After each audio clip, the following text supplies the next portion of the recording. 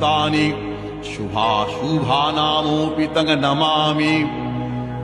कामरूप समुद्भूते कामपीठावतंसके विश्वाधारे महामाये कामेश्वरि नमोऽस्तुते।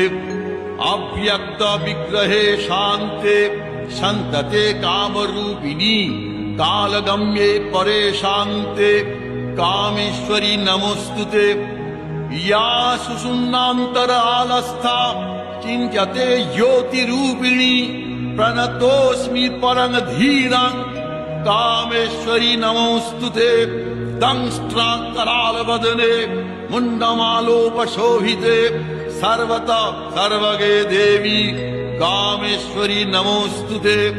चामुण्डे च महाकाली काली कपोलहारिणी पाशहस्ते दण्डहस्ते कामेश्वरि नमः।